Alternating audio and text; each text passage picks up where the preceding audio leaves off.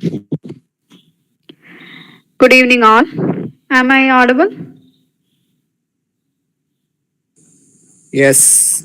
Yes, you are audible. First of all, welcome to the 4-day online workshop on analysis techniques for material characterization. Myself, Anju Ganesh, Project Fellow, Department of Physics, Marathanesius College, Kodamangalam. The program is organized under the SSR scheme of DST SERVS project. File number SPJ slash 2021 slash 003243. Well begun is half done. To have a good beginning of this program, let's seek the blessing of Almighty Lord. Let's have a silent prayer for a moment.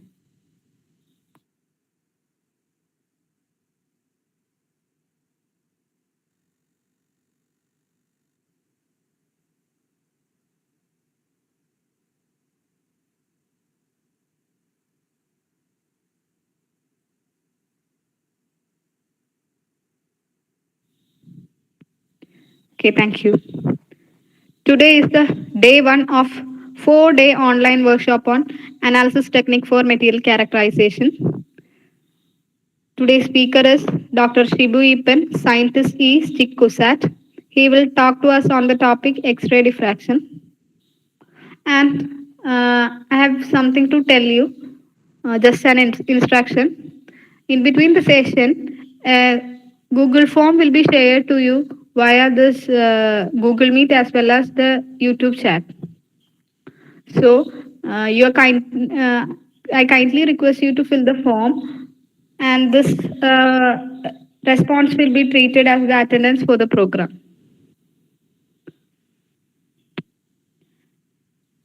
First of all, I use this opportunity to thank. I use this opportunity to welcome one and each one of you to this program. Foremost, the coordinator of this program is Dr. Sano Simon Matthew. I welcome you, sir. And I also welcome Dr. Smita Tangachan, Head Department of Physics and PI of this project to the program. I especially invite the faculties of especially Department of Physics and the technical staff who has helped me a lot for the conduct of this program. Then you, the participants, you are the key of this program. We actually didn't expect such a response for this program when we was beginning to do this program. Thank you. We welcome each one of you to this program. The key person of this program is Dr. Shibu Ipen, scientist Stick Kusat. He will be talking to us on the topic X-ray diffraction. He is one of the prominent person to talk on this topic. I also use this opportunity to thank him because when I asked him the first time itself, he agreed to join this program. I welcome our resource person, Dr. Shibu Ipen, to this program. I hand over the session to you, sir. Thank you, Anju. Thank you very much. Good evening, all. Good evening, Dr. Smita and other faculties of my college and dear students.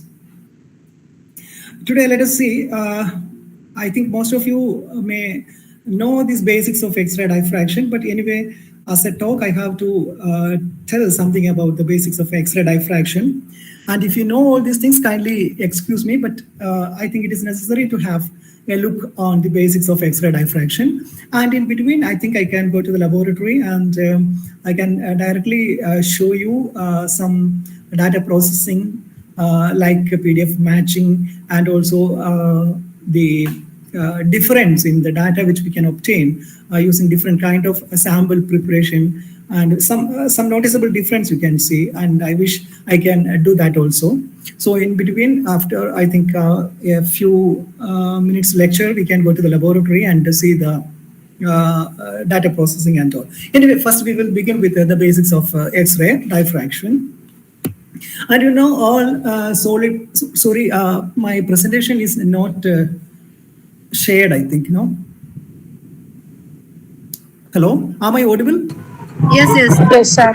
Okay, I'm sorry, I didn't share it. Presentation is not shared. Yeah, oh, yeah, it's not shared. I'll show.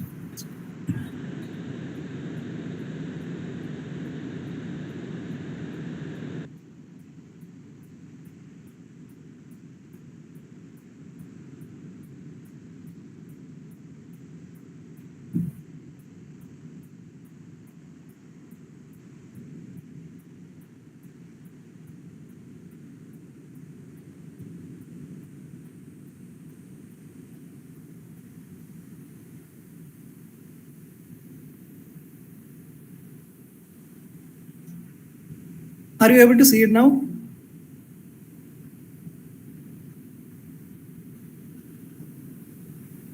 Hello? Yes, yes. Okay. Okay, then we may proceed.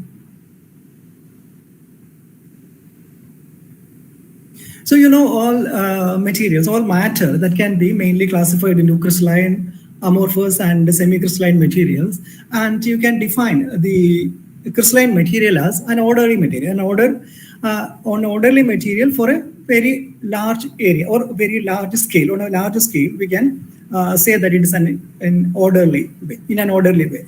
And in the case of an amorphous material, this orderliness is confined to a very little space. So that is why it is called the amorphous material. So in a crystalline material, the smallest volume element is called the unit cell, and it can be represented by alpha, beta, gamma, and A, B, C, the cell parameters. And you know all these basics of crystalline, crystallography, and we will go to the details. Why we are using X-rays? So we have so many, other wavelength or other energy ranges in the electromagnetic radiation, starting from gamma radiation. We have gamma ray spectroscopy, then IR spectroscopy, UV spectroscopy, microwave spectroscopy, all other techniques are available with us. But when we deal with the structure of a material, X-ray comes into play. Why we are using X-rays? So that is our question. So if you have any idea why we are using this X-ray to study the structure of a material? Because these X-rays are having a wavelength in the range of 0.5 to 2.5 Armstrong, and this wavelength is exactly the same as the interatomic distance in a molecule. That means this X-ray can exactly plug in between any two atoms, and it can fetch all the information regarding these two atoms. So that is why we are using X-rays to determine the molecular structure.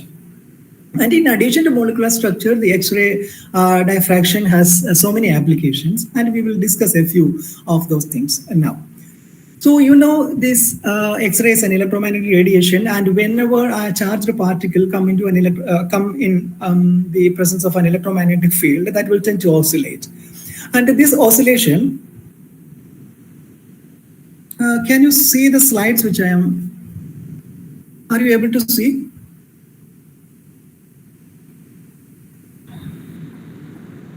Hello? The opening cells are seen. It's not clear. This Yeah, is now one it's slide. visible. Is it visible now? Yeah, it's visible now, but not in the First slide only, no? slide. Excuse me. Can you make it in the presentation mode? Yeah, presentation mode, yeah. Is it okay now?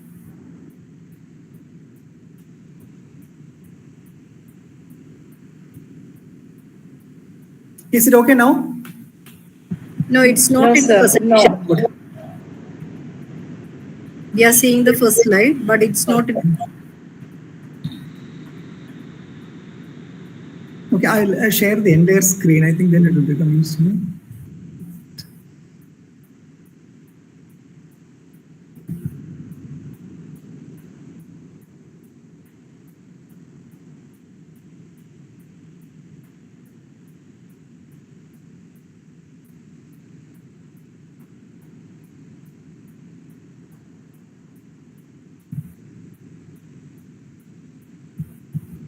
Is it okay now?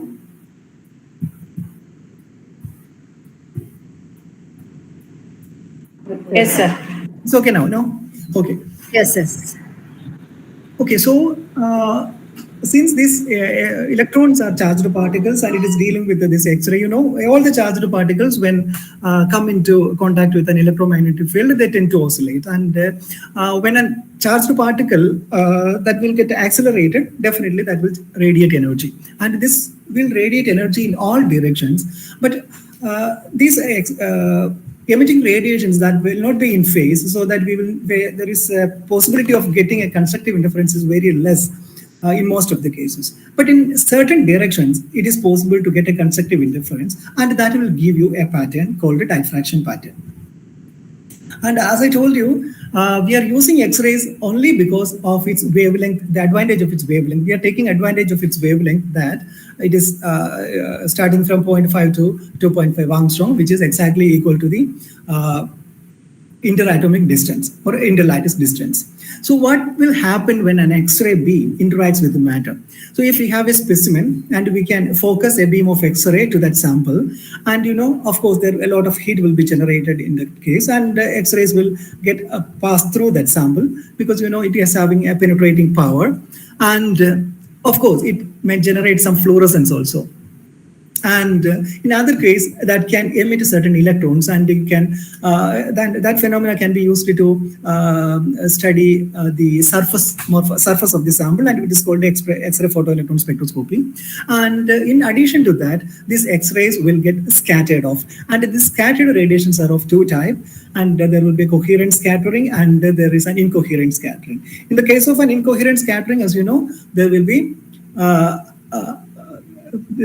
an exchange of energy, and in the case of a coherent scattering, there will not be an exchange of energy, so that you will get a constructive interference or intensity maximum.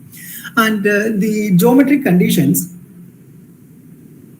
to get a constructive interference of radiation scattered from a triply periodic arrangement of material units, that occurs only when it satisfies certain conditions, that is called a diffraction conditions.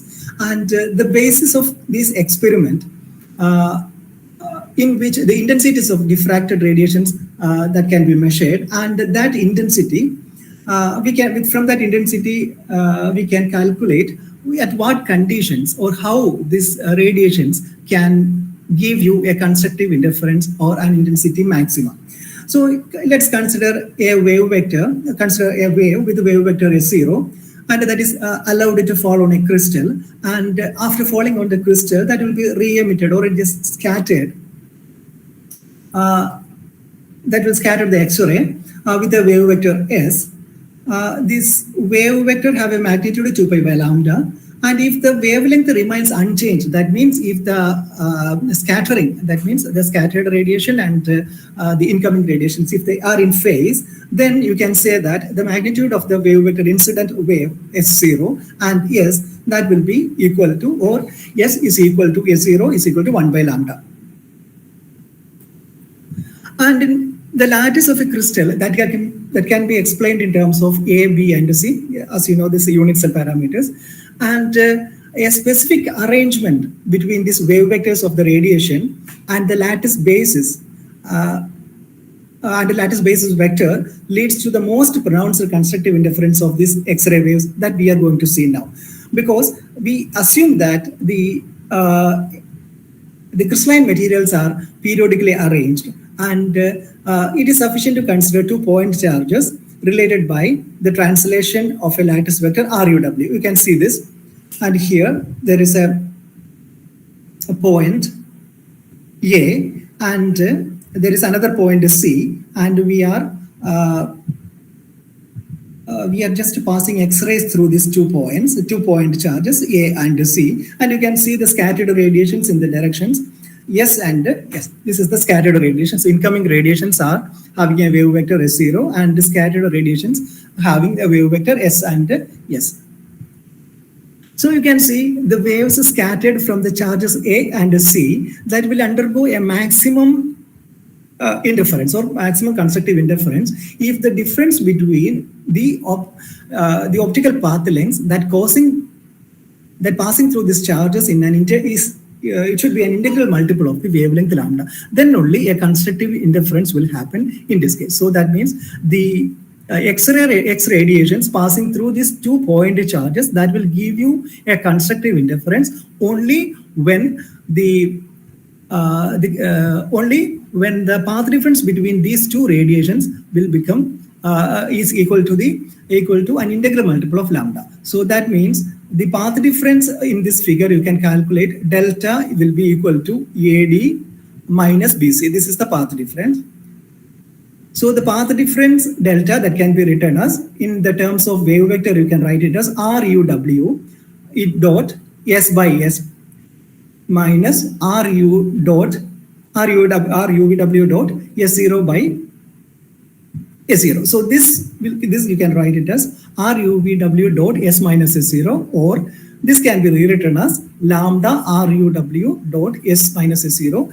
This is the integral multiple of the wave for a constructive interference. So this condition should be satisfied to get a constructive interference. So if we denote S minus S0 as H, that is called a diffraction vector, and the required condition is RUW should be an integer. So it can be represented by a vector H. And the lattice of our crystal, that can be described in terms of ABC, as you know. And we can rewrite this as UA plus VB plus WC dot H. It should be an integer, and that is a condition required for a constructive interference. Since the coefficient UVW can be any integer, and then we can write this as A dot H is equal to H, or B dot H is equal to K, or C dot H is equal to L. And this is the condition for a constructive interference, or this is the condition to acquire an intensity maxima. And these equations are called Love equations. I think you know all these things. You might have studied all these things in your UG or PG classes. And in order to find a possible expression for this vector H, and that is important, and let us divide both sides of each of these Love equations by the right hand side, and then subtract the second equation from the first, and the third from the second. We can obtain A by H minus B by K dot H is equal to 0, or B by K minus C by L dot H is equal to 0. And thus we can see that the vector H is perpendicular to the vector A by H minus B by K, or B by K minus C by L. And therefore these are the plane determined by these 2 vectors. And it is also evident that the vector H has the same direction as the vector product of these 2 vectors. That means A by H minus B by K, that is equal to 0. And this expression, see, this indicates that the difference between the vector A along the direction of vector H and the component of the vector B along the direction of the vector K, and B by K, that is equal to 0. And this also implies the components of the vector A and B are along their respective reciprocal vectors H and K, and they are also equal, and leading to a condition of the constructive interference. And then we have H is equal to a constant K into A by H minus B by K cross B by K minus C by L, or we can write this in the way K into B cross C divided by KL plus C cross A divided by LH plus A cross B divided by HK, or simply you can write it as P B cross C plus Q C cross A plus R A cross B. And if we form a scalar product on the both sides of the above equation with the vector A, then we can obtain A dot H is equal to P A dot B cross C, or we can simply write this as PV, where V is the volume of the unit cell. And thus we can obtain P is equal to H by V, and similarly Q is equal to K by V, where V is the volume of the unit cell, and R is equal to I by V.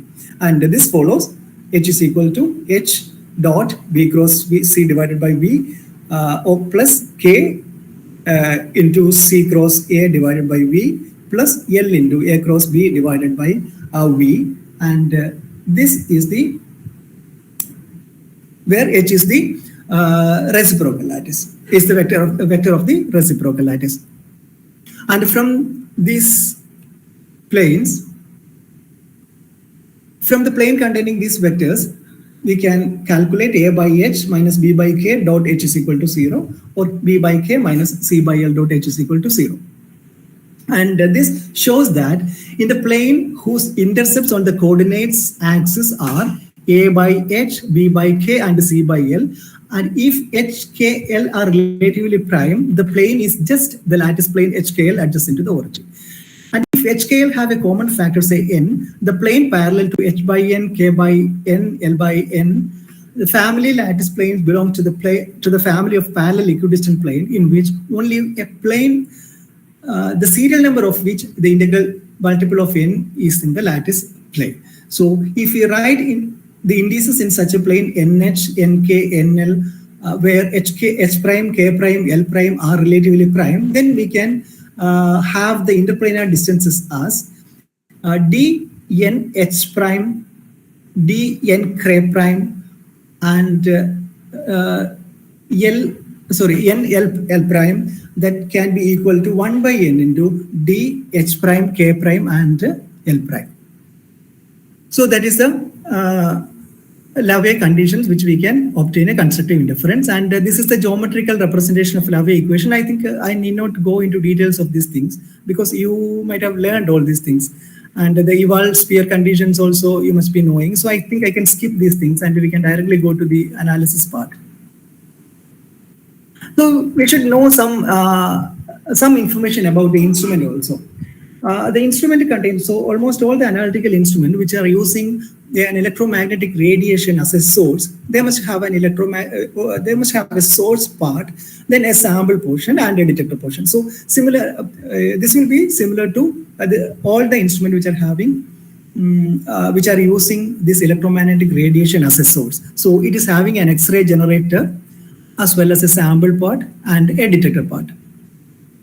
So what is happening is the X-rays which are falling on the sample, that will be scattered, and the detector will collect the scattered X-rays. The scattered X-rays means it will have the constructive, it will have the elastic scattering as well as the inelastic scattering plus background. So we will see in detail.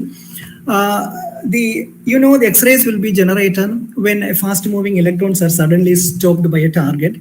So the characteristic of this X-rays that depends on the property of the anode material where the electrons are focused. So if you are using a copper anode, you will get the X-ray corresponding to X-ray energy corresponding to copper, which is having a wavelength of nearly approximately equal to 1.5406. Actually, that will not be the only radiation that is coming out of this copper target or copper anode. There can be brahmastrum X-ray or the white X-rays. Also the K beta radiations, also K alpha 1, K alpha 2, alpha 3, etc. and some other radiations also. But to attain a monochromatic radiation, we have to cut off all other radiations like K beta lines, M alpha lines, all such, or this white radiations or brahmastrum X-ray, all these things we have to cut off, and we have to use only the K alpha radiation. This K alpha radiation also contain K alpha 1 and alpha 2. And either usually K alpha 1 and K alpha 2 are present in an X-ray diffraction pattern. We can use some kind of software settings to suppress this K alpha 2 lines, because it will be there. But there are certain instruments that can suppress this K alpha 2 radiations also. And such instruments are called a high resolution X-ray instrument. Usually such X-ray instruments are not available very common. They are called only high resolution for a high resolution application like thin film XRD and such as some other application that can be used to study the strain, lattice strain, etc. You have to opt for a high resolution X-ray instrument. And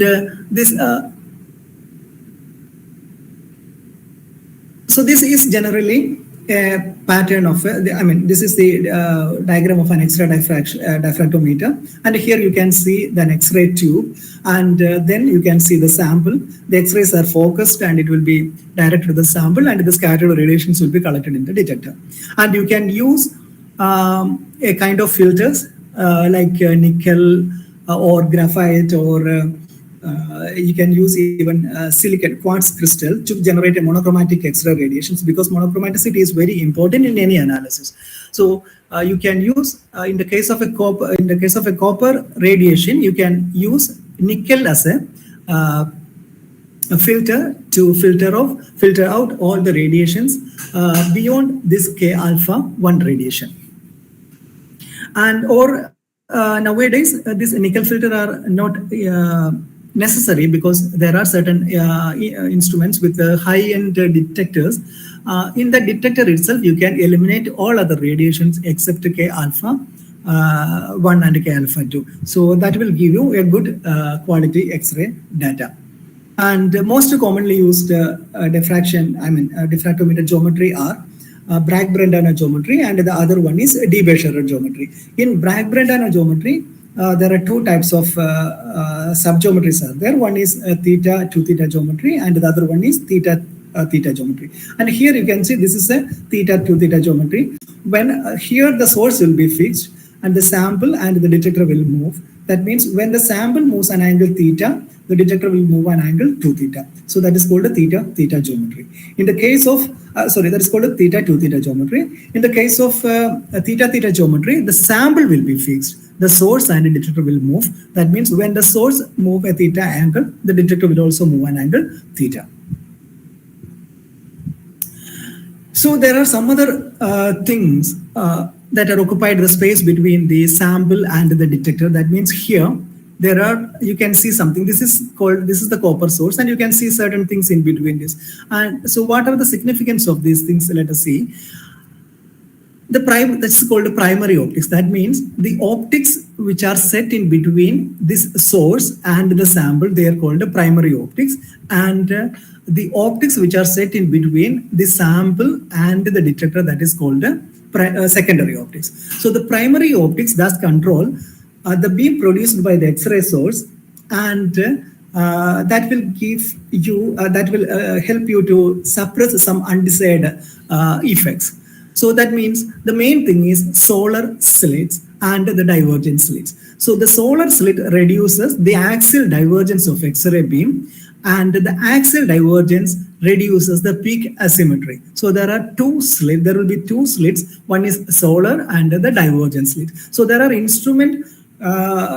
many instruments without having these solar slits and the divergent slit, but then there will be some divergence in the peak. That means, so that I will show you later how this axial divergence and this height divergence that will affect the analysis of the data. That I will show you later. And in the case of the secondary optics also, you can say an anti-scatter slit, then a solar slit will be there, then a receiving slit will be there. This solar slit again, that will reduce the axial divergence, and receiving slit that will reduce the height divergence, and this anti-scatter slit that will reduce the effect of the atmosphere scattering or air scattering. So that is the thing what is seen in this optics. That means there are primary optics part and the secondary optics part, and this axial divergence and the solar cells are very important to get a good quality X-ray data. And when come to detector, you can see there are three types of detectors usually. One is a zero-dimensional detector, and the other one is a one-dimensional detector, and there are two-dimensional detectors also. One zero-dimensional detector, that means it is scintillation counter, as an older, it's a very older type counter detector. Actually, this kind of detectors are not presently used because it gives you only a detection, and it will get saturated easily, and the time of analysis will be higher in this case, in the case if you are using a zero-dimensional detector. And actually, this consists of a fluorescent screen, and when X-rays falls on this fluorescent screen, that will be converted to visible radiation, and then it will be transferred to a photomultiplier tube, and hence the X-ray detection will be done. So that will take place in the case of a zero-dimensional detector, and you can determine the intensity in this type of detector, only the intensity in this type of detector. When we come to this one-dimensional detector, which is also called a position sensitive detector, or it is also called a solid state detector. So in the case of a position sensitive detector, so that is a silicon strip actually, and where some lithium atoms are incorporated in this lithium in the silicon strip. So that means it is just like a rectangular block where you can see some strips of silicon. And X-rays, the scattered X-rays are allowed to fall on these slits. So what will happen is, here you can see in this diagram, you can see in the case of a one-dimensional detector, this is the case of a zero-dimensional detector, and you can see just the intensity. In this case of a scintillation counter, you can determine only the intensity in the goniometer circle. But in this case, that means if you are using a one-dimensional detector, you can determine the intensity as well as the position. So that is why it is called a position sensitive detector, PSV detectors. So these detectors are very advantageous compared to the zero-dimensional detector, because the intensity will be much higher, and the data collection time will be very, very less compared to the scintillation counter. And since we can be able to determine the position as well as the intensity, it can be used for the quantification purpose or for retweeled analysis, etc. So these detectors are advantageous in many ways compared to zero-dimensional detector, and it is having a very good resolution. And these are the advantages of a one-dimensional detector. That means the data collection will be very fast. You can determine the position as well as the intensity, and also it is having a better resolution compared to a scintillation counter. And then comes the two-dimensional detectors. In the two-dimensional detectors, it's an area detector. We call it that is an area detector. The second one is position sensitive detector, while the two-dimensional detectors are called the area detector. So in this case, that will measure the intensity of an X-ray beam, then the position, time, as well as energy. So that is the advantages of a two-dimensional detector. But this is required only when we are doing a single crystal X-ray diffraction analysis. In the case of a powder diffraction, normal powder diffraction analysis, we need only a one-dimensional detector, where it's or a position sensitive detector. But in the case of a single crystal X-ray diffraction or the analysis which we are looking for some strain measurements, then you have to opt for a two-dimensional detector. And here this is the comparison of a zero-dimensional, one-dimensional, and a two-dimensional detector. And here it is determined. See, each signal will be detected as a pixel. Here there is no position information. Here you can get the position as well as the intensity. Here you can get the position, time, energy, and position, time, and energy. So this is the difference between one-dimensional, zero-dimensional, and two-dimensional detectors. And the example of a two-dimensional detectors are CCD, camera, CMOS, or image plates, etc. And then comes the most important thing, that is sample preparation. So the sample preparation, there are two types of sample preparations actually. One is if you have a powder sample, you can grind it well, and you can simply place the powder sample on the sample holder. The sample holder will be always amorphous, and you can place a sample over the sample holder, and you can collect the data simply.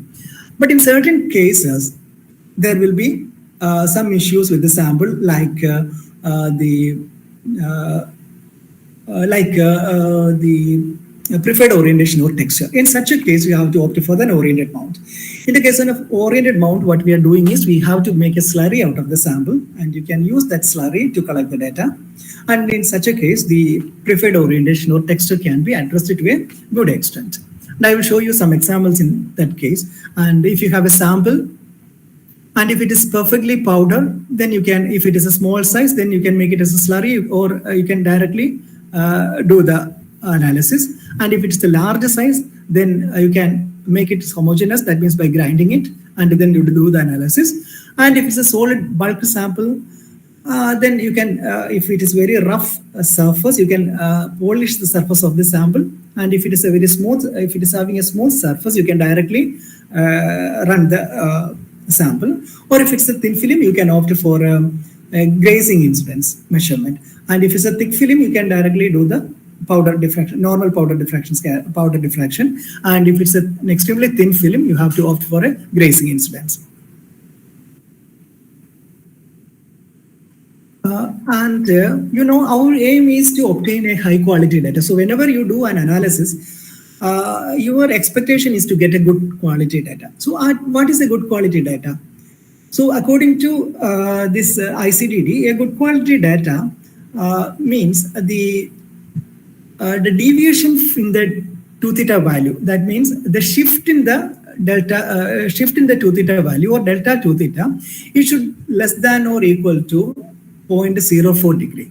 So that is the condition put forward by this ICDD to determine whether the data collected is a good quality one or not.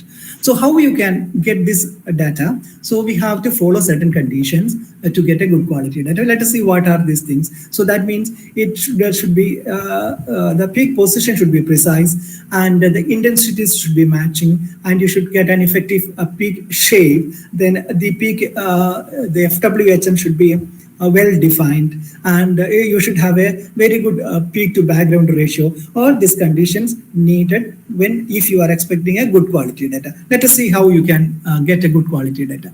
I think most of you might have seen a diffraction pattern. Actually, this is a diffraction pattern. This is not a spectrum. You know the difference between a spectrum and a diffraction pattern, I suppose. So this is a diffraction pattern. So it consists of a Bragg signal or reflection. That means whenever the scattered radiations from the sample that obeys the Lavey conditions or satisfy Lavey conditions or the Bragg condition, then you will get an intensity maxima, or that this corresponds to a constructive interference, and that is why you are getting an intensity maxima here. So a diffraction pattern, it consists of a Bragg reflection, or it is called a signal. Then it contains a background, and it also contains a fluorescence or noise, because I told you in the beginning, whenever a sample is exposed to X radiations, some radiations that means it can get scattered, it can generate some kind of fluorescence, it can knock out certain electrons also. Also, all this will come into play, and in the detector that will detect the fluorescence or noise or this background also. But all these signals having its own importance. That means the Bragg reflection, the background, as well as the fluorescence. So usually we are plotting the diffraction pattern. That means the 2 theta against the intensity value, and that is the normal, the very usual representation. But this theta value is a lambda dependent parameter. That means it's an instrument dependent parameter. Whenever you change the value of lambda, the 2 theta value will change. So whenever you represent this X-ray diffraction pattern as 2 theta against intensity, you have to mention what is the lambda, or what is the wavelength which you are using. So that is very important. Otherwise, you can represent this pattern as d value against relative intensity. So in that case, the representation is instrument independent, because d value, as you know, it is an intrinsic property of the material. So the representation, that is d against relative intensity, because if it is relative intensity, it's irrespective of the detector, whether it is a scintillation counter or a one-dimensional detector or a very good quality detector or bad quality detector. That doesn't make any sense, because if you are giving more exposure time, then also you will get a varying intensity. But if you need to plot in a good way, but that means if you are trying to plot the graphs which are collected at a different times or in different machines, you can put all together by plotting the relative intensity on the y-axis. In the case of relative intensity, what is relative intensity? The maximum intensity peak will be considered as the 100% intensity, and the remaining peaks will be represented with respect to this 100% intensity. So that is an ideal way of representing. But sometimes some students, they feel very difficulty in plotting the data which they are collected from different laboratories or different machines. In such case, they can use this method, that is plotting against a relative intensity. And for a powder diffraction analysis, we can do the crystalline material as well as the amorphous material. But what you need is a good sample or a perfect sample. So what is a good sample? So there is no material like a good sample or a perfect sample. So that is very difficult, because I will tell you later what is the difficulty in getting a good sample or a perfect sample. So the for a nearly good sample, the particle size should be of the order of 0.5 to 1 micron. That is the particle size. And then it should be perfectly randomly oriented. That means there should not be any kind of preferred orientation or texture, and it should have a perfectly flat surface, and that is also important. And the penetration should be as low as possible, because if it is having a larger penetration depth, that will have some undesired effect. And the sample should be homogeneous. So these are the primary conditions to get a good quality data. The first one is the particle size, and the next is orientation, then surface, flat surface, then the short penetration depth, and the homogeneity of the sample.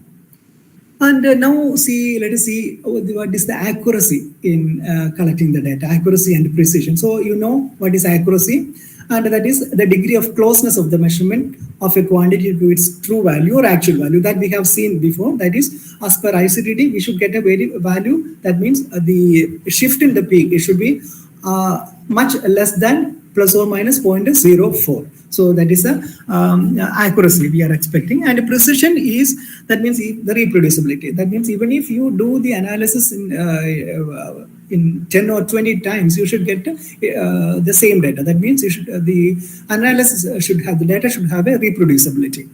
So this condition should be, let us see what are the conditions to get the good accuracy and good precision for your sample, or let us see what are the factors that are affecting the accuracy and the precision of your results.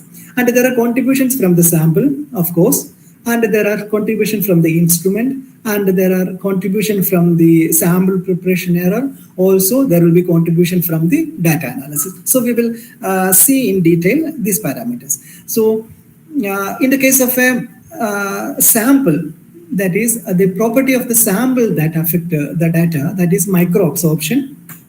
That is, every material that can absorb X-ray, and that absorption, that absorption will be different for different atoms or different materials, and that is one important thing you have to address. And then comes the texture issue or preferred orientation, or then comes the crystalline size, that is also important. Then comes the graininess, then surface roughness, sample transparency. These are all the property of the sample that affect the data. And then see the instrumental conditions, the geometry of the instrument, the alignment, drive mechanics, then monochromaticity. That is very important, because in some instrument, I have heard some people complaining, and they are getting some K beta radiations also, but I don't think that is true. But definitely in any instrument, every instrument, there will be K beta filter, or the detector should be good enough to suppress all these K beta radiations. But some people are complaining, but I don't know why. But I don't actually, it should not happen anyway. So that is a problem with the instrument that you have to take care of. And the other thing is alignment, and that means you have to check the calibration of the instrument periodically, and that is very important.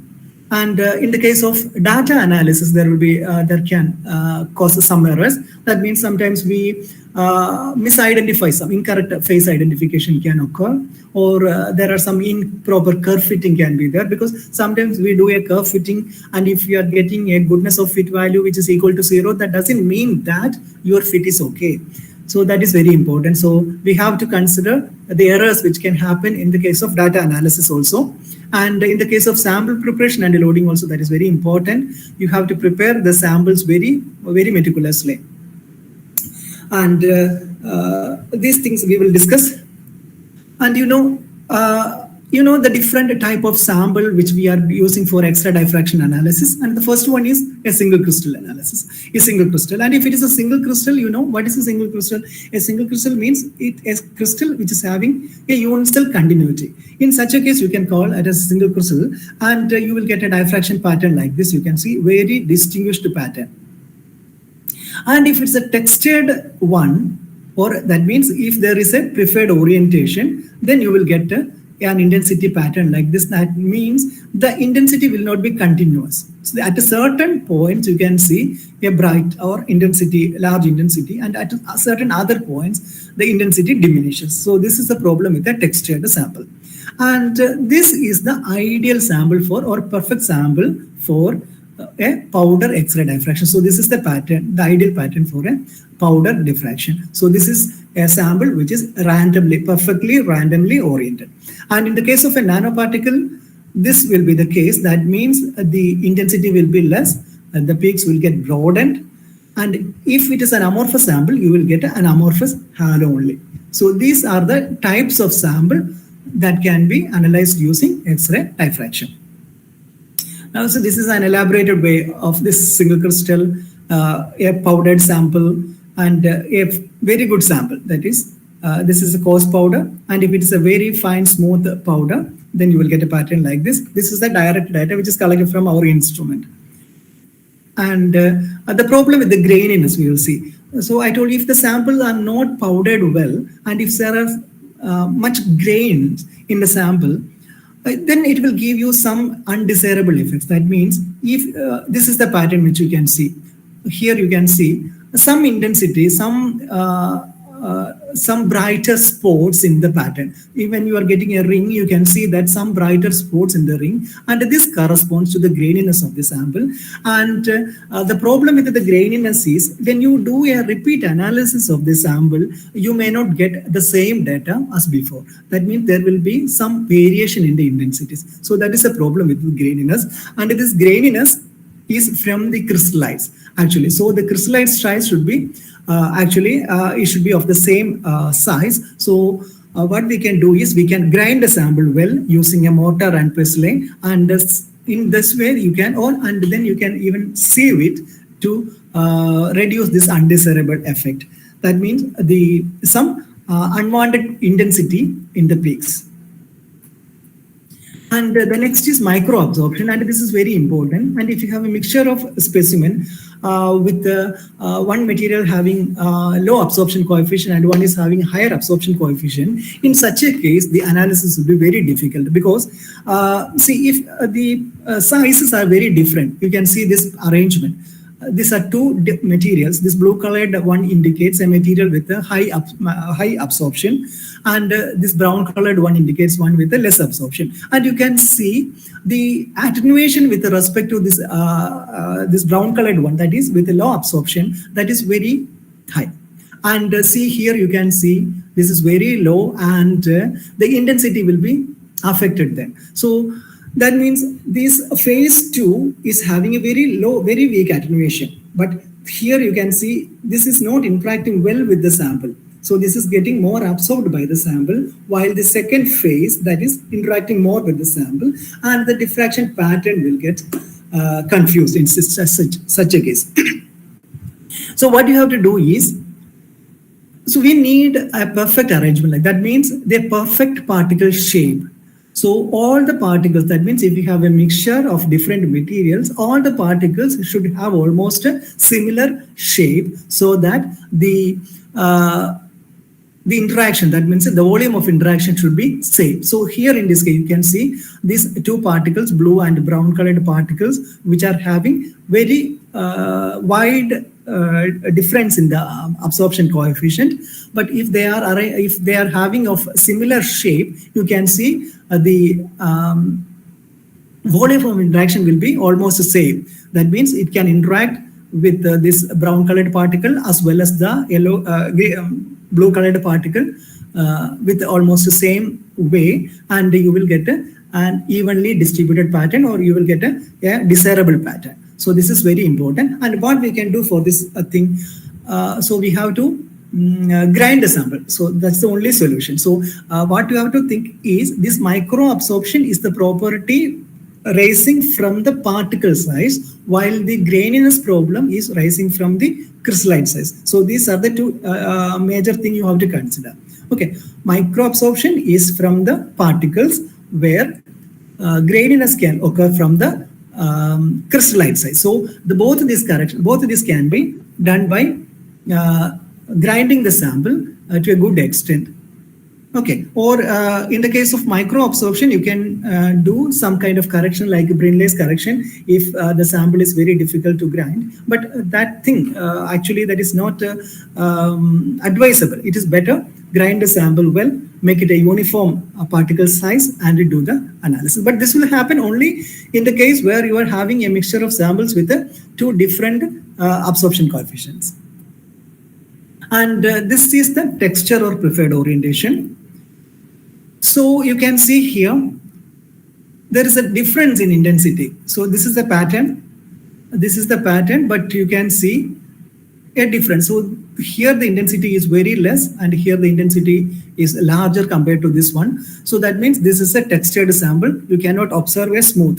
So what is a textured sample? This is the example of a textured. These are the samples which can cause texture or preferred orientation. So here you can see this is a same image of a perfectly randomly oriented sample. So if we do the X-ray analysis of this kind of sample, you will get a very good diffraction pattern. But if you do the analysis, X-ray analysis of this kind of sample, where it is having viscous or needles or fiber shaped samples, that will give you the texture effect. And the texture effect or preferred orientation effect that can be controlled by gently pressing over the sample, or you can make a slurry. I told you before, that is the oriented mounting. That is, there are two types of mounting: random mounting as well as the oriented mounting, and you can use the oriented mounting for this kind of samples. That means you can make a slurry out of the sample. Slurry means you can use either water or you can use any solvents that will not react with the sample. You can use either alcohol or IPA or anything. Actually, water is not preferred, but in my experience, water is a good thing to make a perfect slurry. And this is an example. I can show you more examples later. And this is one example of a clay sample. Actually, this is the data which we obtained with a random mount. You can see here in this case, we were not able to identify any of the peaks. You can see very high intensity peaks at 55, 70, all this at higher angles also you can see very high intensity peaks. That should not happen naturally. But in this case, when we make this sample out of a slurry, when we collected this pattern out of a slurry, then you can see a well-defined peaks. Here you can see this broadened one that is refined into a very intense peak, and we were able to identify all the phases present in this sample. So this is the difference between an oriented mount and a random mount, or the problem with the preferred orientation. And then the third thing we have to consider is the crystallite size, and this is also very important. And you can see this is the lanthanum hexaborate crystal, and this is the K alpha 1 line, and this is the K alpha 2 line. And this is the maximum intensity peak is obtained at 30 degree. And this is one of the calibration standard which we can use for the calibration of X-ray instrument. There are mainly three calibrators. One is Al2O3, that is alumina, and the other one is SiO2, and the last one is LA-Basics. And all these we can purchase from NIST. And we need to calibrate the instrument at least once in a week to ensure that the alignment is okay. So you can see this. We have obtained alpha 1 peak and alpha 2 peaks here with a very good intensity when the crystallite size is infinite. So that means you can see very high intensity here. And when it comes to 1000 nanometer, that means the crystallite size come to 1000 nanometer, the intensity reduces. And when it comes to 200 nanometer, again further reduces. And when it comes to 20 nanometer, you can see that it is almost difficult to find out which are the lines. You cannot find any intensity here. And at 10 nanometer, it's almost a line. And you can see the complete pattern of this diffraction pattern. And this is the pattern. And you can see at 1 micrometer, you will get a very good pattern. And when the crystallite size reduces to 100 nanometer, you can see the peaks get overlapped. So that means the alpha 1 and alpha 2 peaks get overlapped. But anyway, you are able to identify the peaks. The phase can be identified. At 50 nanometer also, you can see the peaks are getting broadened. But even in this case, you can identify the phases. But come to 20 nanometer, when it comes to 20 nanometer, you can say it will be very difficult to identify.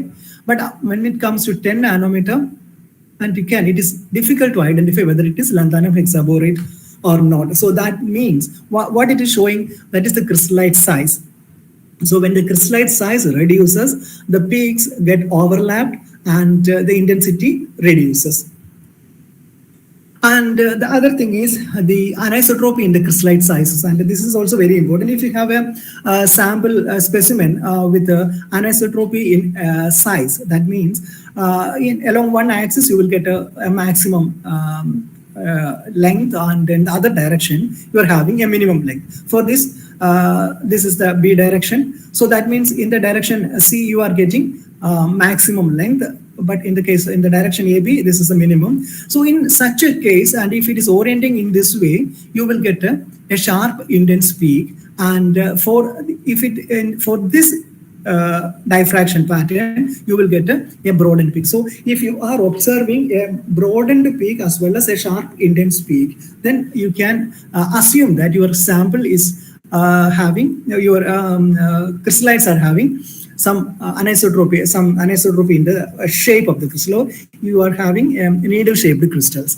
But before that, you have to ensure that this is not an impurity. Okay, if this is not an impurity peak, you can think about the shape of your crystal. So that means simply the morphology. So you can you can prepare an ideal sample with a particle size 1 micrometer to 0.5 micrometers by grinding. So grinding is the perfect method. Better don't use any kind of mechanized system, because that can increase the amorphous layer or amorphous content. Better use a mortar and pestle for grinding the sample. And then let us see. That is all about the sample. And then let us see some errors that can occur from the sample preparation. So the first one is preferred orientation, and that can be considered as a sample error as well as the sample preparation error, that we have addressed already. And then let us see the beam overflow. So what is beam overflow? So you know, these X-ray beams are falling on the sample, which is having this most of this X-ray beam are having a length of 1.5 centimeters or 15 mm. So that is the length of the X-ray beam. And you can see it will be falling like this. And at a lower angle, you can see that if it is exceed the sample, that means it is falling. If the sample holder is not fully filled, then you can see that a certain amount of this sample that will fall on the surface of the sample holder, and that can give you some undesired effect. That means you will get a high background, or that will give you the amorphous pattern of the sample holder also. That means at a lower angle, the beam will get broadened. So that means it will come up to 1.5 centimeters. But when it goes to the higher angle, that means the length of the beam, that is inversely proportional to tan theta divided by sin theta. So that means as theta increases, you can see that the length of the beam decreases. So at higher angles, the length of the beam decreases and the penetration depth increases. Penetration depth increases means the absorption of X-ray will be more. That means the intensity will be less in such case. So these are two undesirable effects, and we have to take address it cautiously.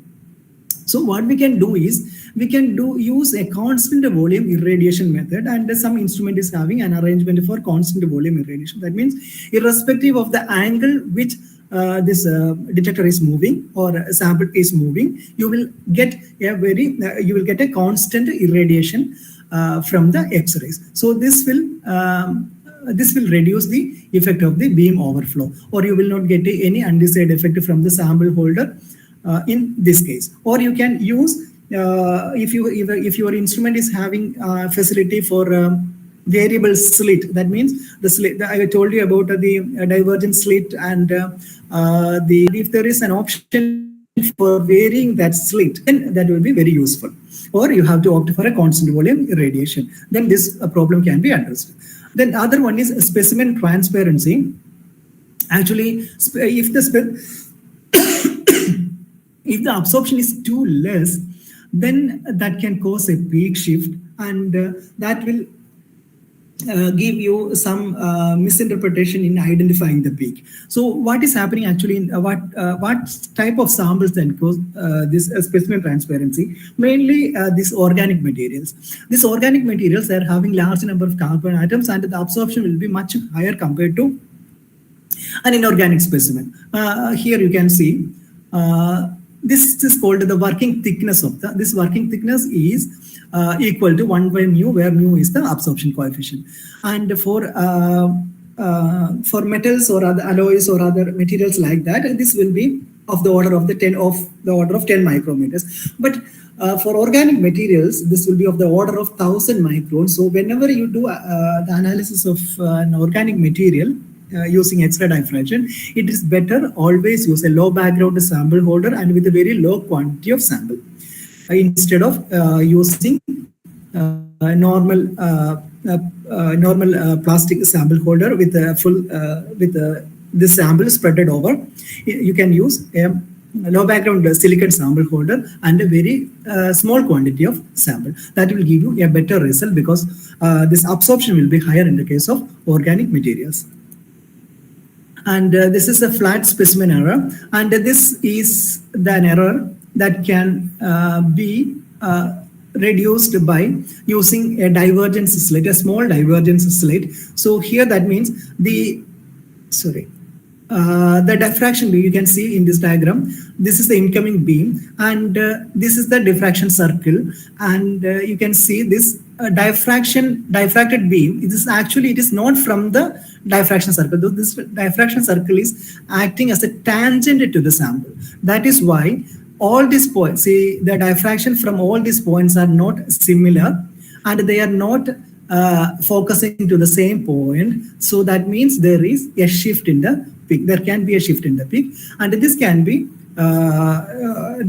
addressed by using a slit, divergence slit in between in the primary optics and in the secondary optics. But you please remember that using this slit, you will reduce the intensity. Any kind of optics or any kind of slits we are using in between this source and sample, or sample and detector, that will reduce the intensity. That is very important, but we have to compromise for certain things. If you need a very good peak shape, that means this shift, if you are calculating the FWHM for this kind of peaks, that will lead to some errors. Okay, so that is very important. And this is the geometry which we have discussed before. It's called mainly Bragg-Brentano geometry, that is BB geometry. The distance between the source to sample and the sample to distance, that will be same. And the next one is D-Becherer geometry, which is called the transmission geometry. And there is also a parallel beam geometry. And then grazing incidence is there for thin films.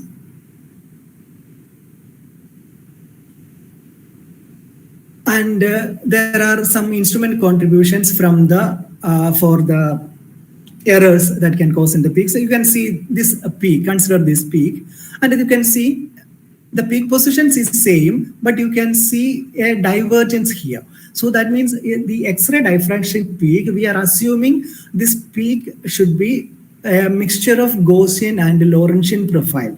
But actually here we are getting something different. See this red line, you can see a difference here. And if you are calculating the FWHM in this case, you will end up in trouble, because the FWHM for this value, for the red colored one is different. This red colored one is different, and for this blue one is different. So if you are calculating the crystallite size from this, that will give you an errorful data. Okay, that is the problem with the peak asymmetry. So for reducing the peak asymmetry, we have to use the primary optics as well as the secondary optics, like axial divergence and the height divergence slits. But all these slits, that will reduce the intensity. Even though it reduces the intensity, you will get a very good diffraction, a very good peak. That means you can calculate the FWHM, etc., very meticulously. And this is the effect of axial divergence. Actually, this axial divergence that will come into play before 40 degree mainly. At higher angles that will not come into play. You can see this is the one with this is the pattern one with without the solar slit and axial divergence slit. This collected in our laboratory, and this is the one with the collected with the divergence slit. You can see the difference. So here you can see a huge shift here, and if you are calculating the peak area, then you will end up in trouble. But here you can see this peak. This is well-defined peak, and you can see clearly. You can say clearly that this is a mixture of Gaussian and Lorentzian. But this is a different thing. You can see here it is different. But after this 40 degree, you can see come to 60 degree. You can see that there is no much divergence here. So at higher angles, this axial divergence will be less. So that is why for calculating the strain and such analysis, we need to calculate, we need to collect the data up to 120 degree. Because at higher angles, the axial divergence will be much less. And also the absorption also will be much less. And the next thing is the background. We need a proper background correction because, you know, as you in the diagram you have seen that is the diagram of the X-ray diffraction instrument. There is a source, the sample, and the detector, but everything is placed in air, and the atmospheric air can contribute certain things to the scattering, and the particles in the atmosphere that will get scattered by the X-rays, and the particles that will scatter X-rays and that scattered radiations will also come into the detector, and that will give you a background that is called air scattering. And this sample can also fluorescence. So many of these elements like transition metals, most probably this iron and cobalt, then nickel, manganese, chromium, and copper. These are all highly fluorescing material, and you will get a very noisy pattern in this case. And don't worry about that because this is the property of that material. And if you have a good detector which is having this fluorescence suppression, you will get a better data. But anyway, to a certain extent, the fluorescence will be there. If the material is cobalt or manganese or iron or chromium, you can find a good amount of fluorescence in that sample. And there are two types of focusing. I told you this is the way how this X-ray fall on a sample. So this is the way it fall on a sample. This is the sample holder, and this is called line focus. So that means the length of the X-ray beam will be 1.5 centimeters or 15 mm. But there is another method also that is called a point focus. That means if you are using a certain technique to, that means adjusting the source in certain instrument is possible. We have that facility, and we can focus to a single point, and that is called a point focus. So there are two types of focusing, line focus and point focus. And this point focus that will be helpful in certain samples. For example, if you have a metal piece and the surface of the metal piece is uneven, then that will give you some undecided effect if you are opting for this line focus. That means some texture issue may come. But if you are using a point focus, that means X-rays will get only fall on a point on that sample surface, and this kind of undecided effect can be suppressed to a good extent. So this is the pattern. This is an X-ray diffraction, typical X-ray diffraction pattern. It consists of a Bragg reflection or intensity maxima, and it is having a background, and it's having a peak is having a definite shape. So what are the information we can collect from this data? So that is very important. After seeing an X-ray diffraction pattern, you must tell what are the information we can collect from this. So the position 2 theta, that is peak positions, that will give you an idea about the space group as well as the lattice parameters. So if there is a change in the lattice parameter, you can say that there is a shift in the peak. That means if there is a water molecule in the lattice, but sometimes it can happen. You are observing some kind of peak shift, and you are complaining. That means there is a possibility of some extraneous atom in the unit cell. In such a case, there can be a shift in the peak. So the peak positions that will give you an idea about the space group as well as the lattice parameters. And then comes the peak intensity. So what is the significance of this peak intensity? From the earlier slide, that means regarding the crystallite size, we have seen that at infinite size you will get an intensity maxima, and at a crystallite size, so that means the unit cell, the number of unit cells contained in that particular volume, that will be much less. That means the scattering factor is much less. So you are getting a very low intensity. So that means this peak intensities can be used for quantitative determination. So X-ray diffraction analysis is a qualitative as well as a quantitative analysis. Both you can do qualitative measurement as well as quantitative measurement. So you can measure the percentage of a particular phase present in a material by measuring the peak intensities. So the peak intensities that will help you to identify or quantify a material. And then comes the profile width and shape. So what is the effect of this peak shape? And that also you have seen, if it's a nano material, that means if the size reduces, the peak get broadened. Or if it is a micro order material, then the peak will get sharpened. So that means from the shape of the peak itself, you can identify, you can just say that whether it is in the nano regime or not. Okay, so that is very important. So the peak broadening of the peak, that is contributed from the sample and also from the instrument. That is very important. But the contribution of broadening from the instrument or by the instrument, that is a constant value, and that can be determined separately. And that will be constant for any instrument. Usually it will be 0.5 Armstrong only, 0.05 Armstrong only. And so that is the instrumental contribution. But the sample contribution, you can calculate it. The sample contribution will be the rest of the broadening.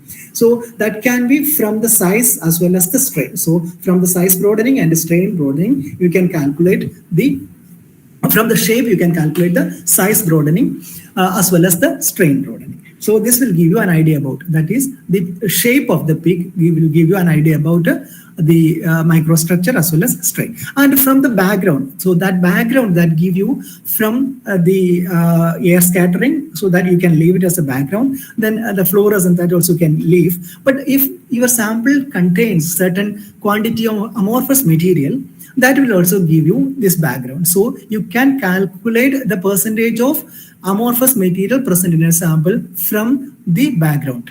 Okay, so background is very important. So you cannot ignore the background. And some localized disorders, that also can be, if you are doing the structure analysis, then some localized disorders that can also be explained from the background.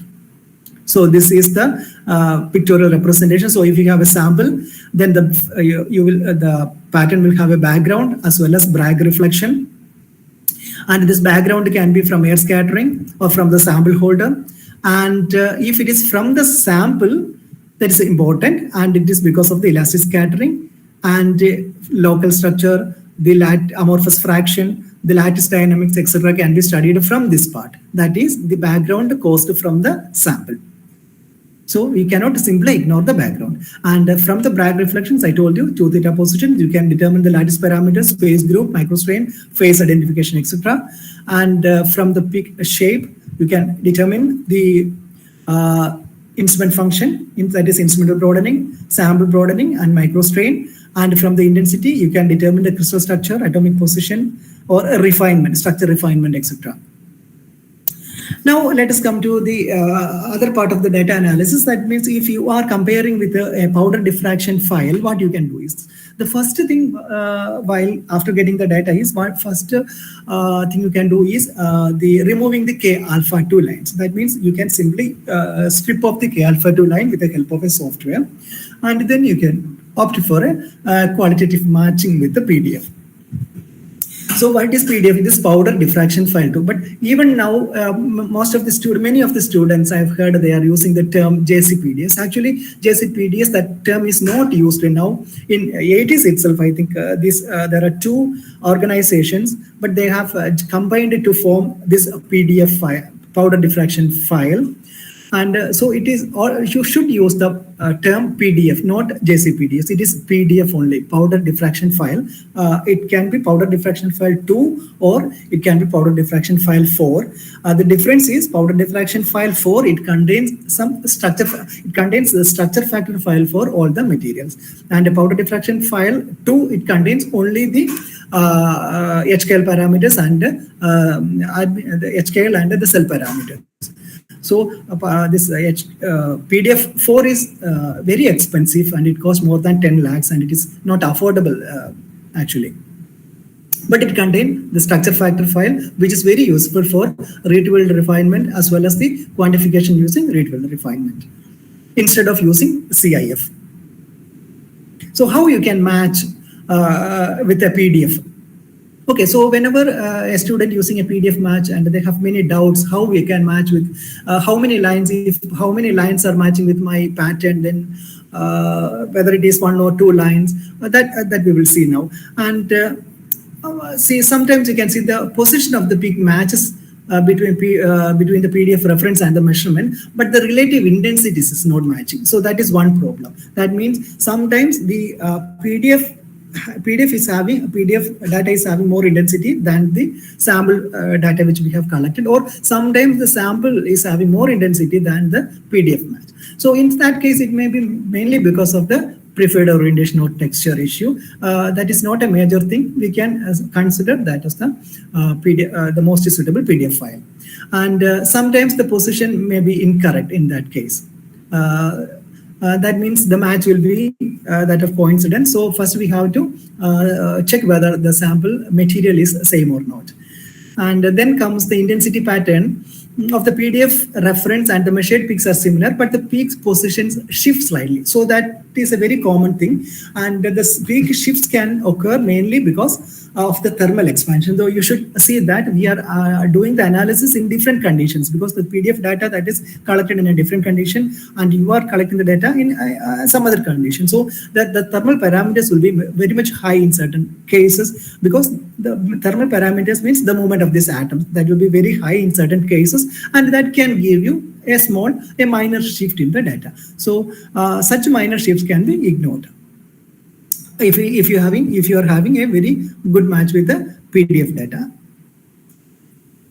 And then if there is a major shift, you can assume that there will be some impurity atom in the unit cell, and that is this is the second case.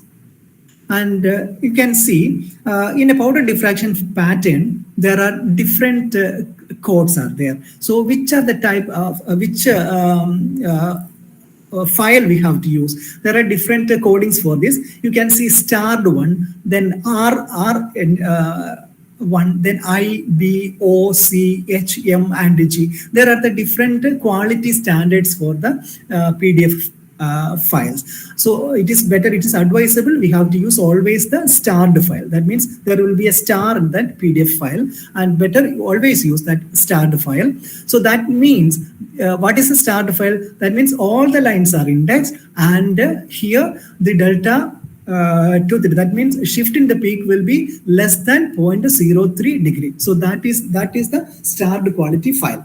And in the case of I files, that means there will be some, all lines will be indexed, but the shift can be more or less equal to 0.06 degrees. And if you are not finding any star files, you can use the I file. And R indicate there is a theory or this retrieval refinement data or label refinement data, that also can be used if these two files are not available. And B means that is blank file. Actually blank, this is not, you are not supposed to use this blank file actually. And O means it is purely characterized and you cannot use this. And C is a author calculated D value, and that is actually that is undesirable. And H is hypothetical and you cannot use this. M is having it's minimally acceptable non-crystalline pattern, and G is a good pattern, and it can be used. So first you have to opt for a starred value, and then you can use I, and then you can use either R or G, or as a last option you can use C.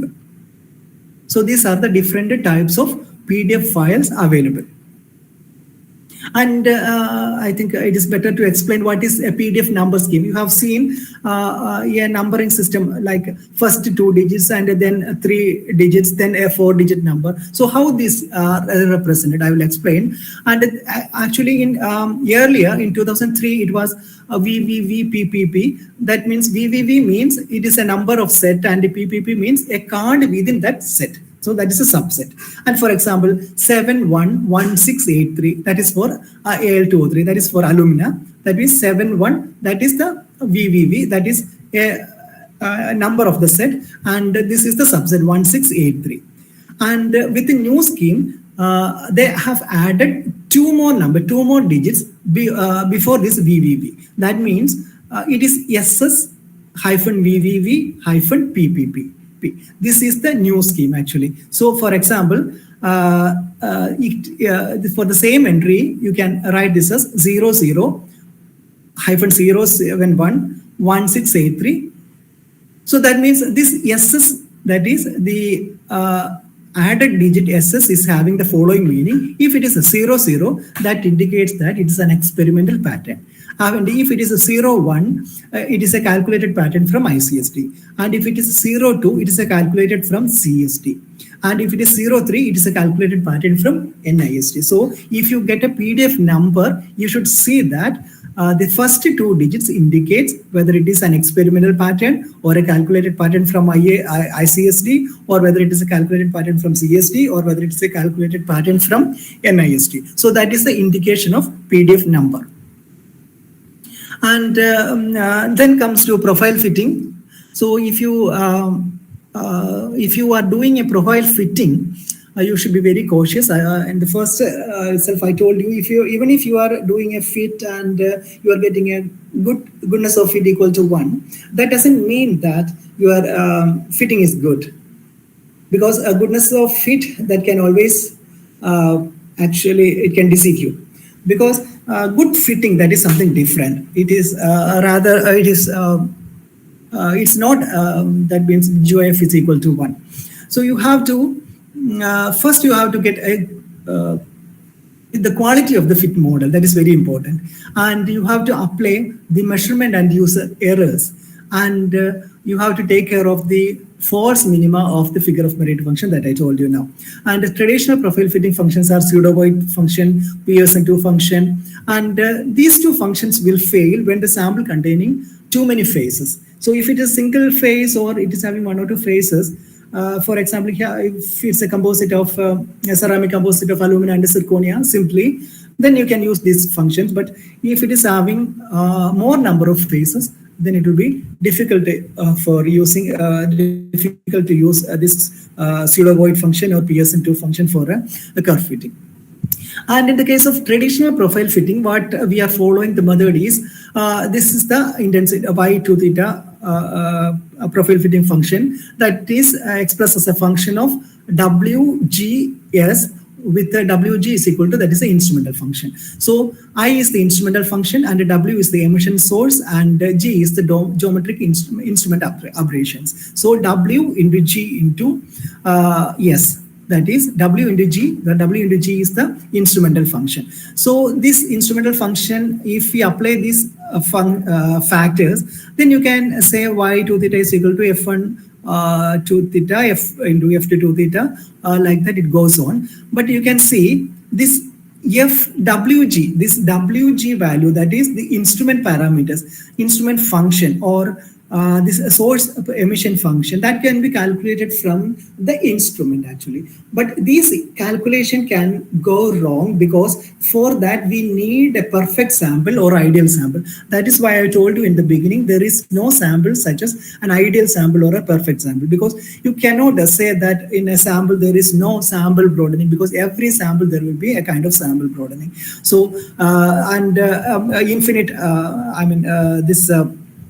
the crystallite size, infinite size, that is very important. And there is no such a sample. That means there is no microstrain. The sample should not have any microstrain. The sample should have infinite crystallite size. That there should not have any broadening. Such there should not be any absorption for the sample.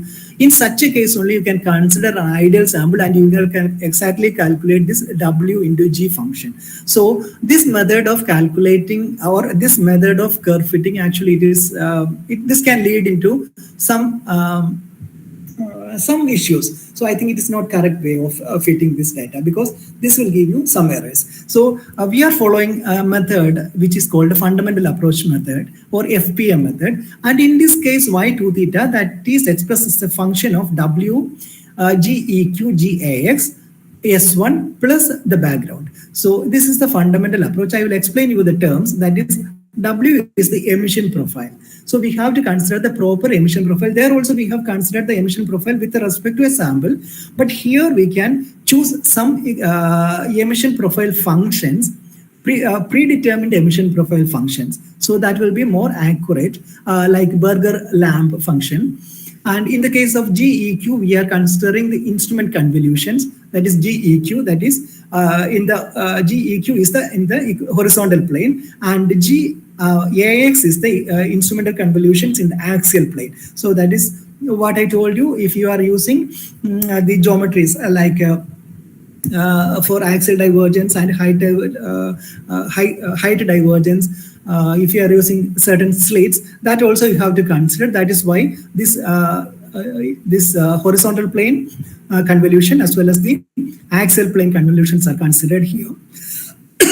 And then we are considering the sample convolution. So in finally, for fitting, you have to consider the background also, of course, the background. So you have to choose a proper background function. Usually we are choosing now when I do a profile fitting, I use the Chebyshev polynomial for maximum order up to 5.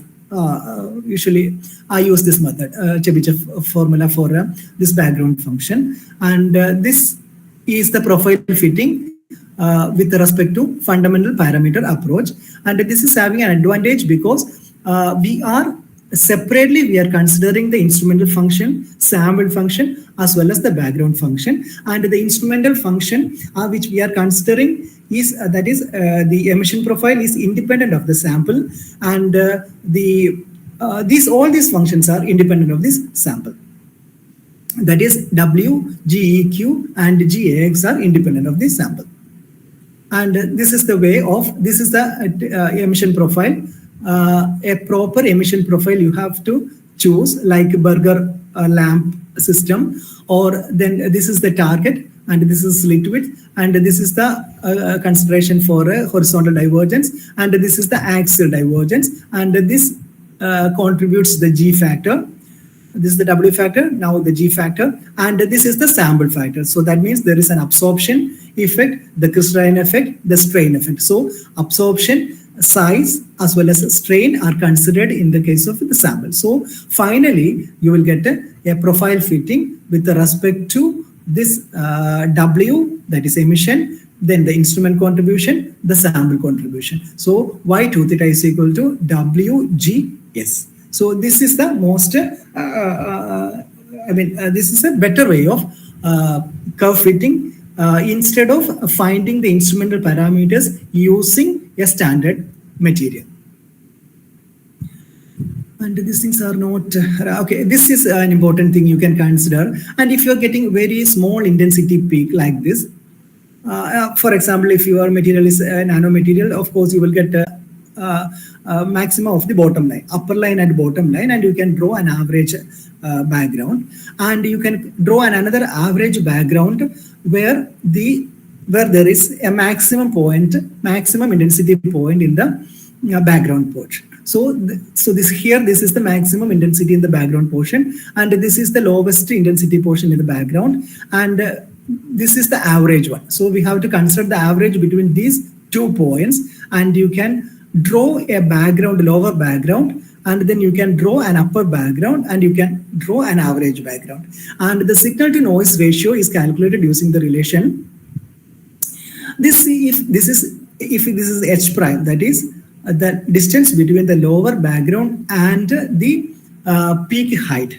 And if this is the peak height, this is the maximum intensity point, then you can calculate the distance between the maximum intensity point, and you can mark it as delta h prime, and the signal to noise ratio will be 2h prime by delta, and in this case, that is from the average background to the intensity maxima, and that let that be h, and then you can calculate it, the signal to noise ratio as 2h divided by delta, where delta is the distance between the upper background and this lower background. So this is delta value, and this is h prime, and this is h. In any way, you can calculate the signal to noise ratio, and you can claim that whether this is a peak or not. So if for a realistic peak, the signal to noise ratio should be 20 times that of FWHM. If you are using h value, that means h means the distance between the average background and the peak height. So the FWHM should be 20 times that of this value. And in the case of h prime, it should be 5 times that of the FWHM. Then you can see that this is a peak or not. And now let us see the errors in crystallite size calculation. You see, the contribution of instrument is this, and the sample contribution is in this way. So you can see that up to 100 nanometer, nearly 100 nanometer, you can see the instrumental contribution as well as the sample contribution are almost the same, up to maximum 90. Okay, up to 90 nanometers, you can say that there is instrument contribution as well as sample contribution. But beyond that, you can see the contribution from the sample is very minimum. It's getting less, and beyond 150 degree, you can see it is almost nil. So that means if you are calculating the crystallite size using X-ray diffractometer and reporting it as 150 nanometers, that means it is wrong actually, because there is no sample contribution after in this case actually, because at 150 nanometer means this is only the contribution from the instrument. So we can calculate the crystallite size from X-ray diffraction peaks only when the sample contribution and instrumental contribution are same or equal. So that means it is beyond 90 nanometers. Up to 90 nanometers you can, or if it is less than 50 nanometers, it will be perfect. And up to 90 nanometers, there will be some errors, but you can, to a certain extent, you can calculate. But beyond 100, you never calculate that value, or never take that calculate. You please avoid calculating that. And I think it is 8:30 now. I think you can stop now. Or if you have any questions, we can queries, we can immediately answer. Hello? Hello, dear participants. If you have any queries, please ask. I am stopping in the middle because the time is over now. Okay, sir. If you have any queries regarding the crystallite size calculation, I thought of showing you some live examples, but the time is not permitting me.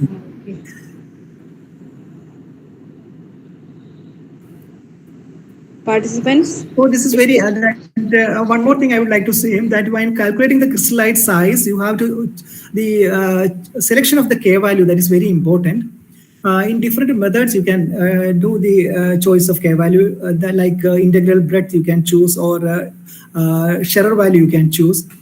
That is, best you choose the, you opt for the, or refer the table, I mean, Scherer table, and find out what is the nature of your material. That means the shape of your material, whether it is spherical or linear, or it's a rhobohedron, or I mean, or a rectangular shaped one. And with respect to size and shape, and also with respect to the you can refer the table, the Scherer table, and for different shapes, and that means for sphere, cube, tetrahedron, octahedron, or parallelepiped, you can choose the different functions, and you can use the different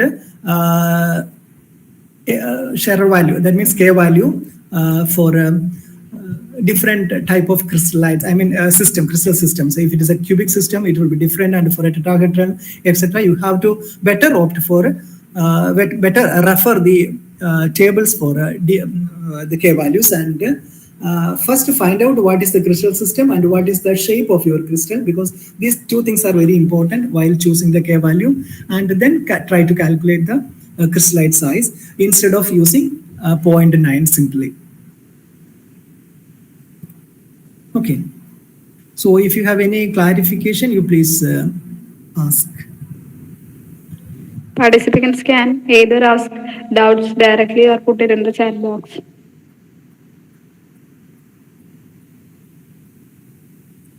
Or they can just simply raise their hand, those who are in the Google Meet.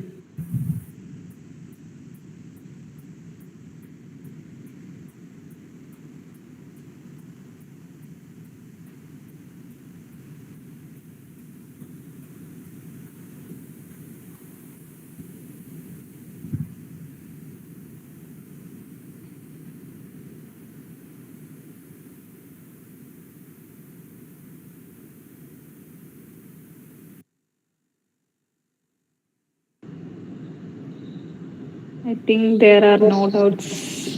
Yeah, okay. Many are writing thank you in the chat box, but no questions are coming. So I think we can wind up. Thank you, sir. Thank you for the very informative session. Now I invite Dr. Smita Tangachan, Head Department of Physics and TA of the DST Sir project, to deliver the vote of thanks. So we have reached the end of the first day session of the 4-day online workshop on analysis techniques for material characterization. Actually, this workshop was initially formulated due to the request of our research scholars to have an insight on the analysis techniques they are using during their research. At first, we thought of organizing it in offline mode, but later we thought the online will be easy for the resource persons as well as the participants to join. The overwhelming response of participants have made us realize that the decision to shift to online was perfect. I believe all participants have benefited a lot from this session in their research journey. First of all, I would like to thank the resource person, Dr. Shibu Ipan. As you all know, in spite of his busy schedule, he accepted our invitation and have enlightened us with very informative session on X-ray diffractometry. On behalf of Department of Physics and all participants, I take this opportunity to thank Dr. Shibu for all his support to make this session a success. I Thank would you. also I would also like to thank our beloved principal, Dr. Manju Kurian, for her constant support for the activities conducted by our department. Also, I am very much thankful to all my colleagues in the department and my students, especially Dr. Sanu and Anju, for all support they have rendered for successful coordination of this workshop. We had around 130 participants who have joined through Google Meet and YouTube. I take this opportunity to thank all participants from different institutes who have joined us to make this 4-day event a success. I hope to meet you all tomorrow at 7 p.m. for the second day of the session. The session will be on UV visible spectroscopy. Dr. Kavita V.S., the research associate from BARC, BARC, will be leading the session. So see you all tomorrow. Thank you all.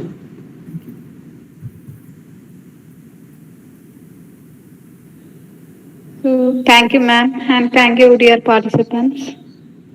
Hope to meet you tomorrow at 7 p.m. Tomorrow's resource person is Dr. Kavita V.S., Research Associate Park. Madhusri has raised a hand, I think. Madhusri, do you have anything to ask?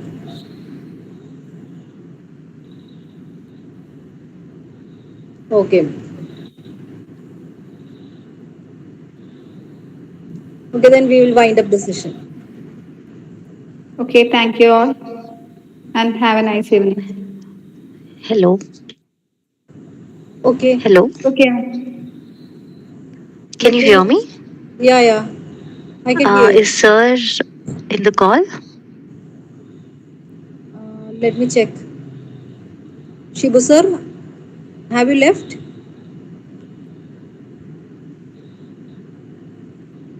I think he has. I think he has left the meeting. Yes. Okay, okay, okay, ma'am. Thank you. No problem.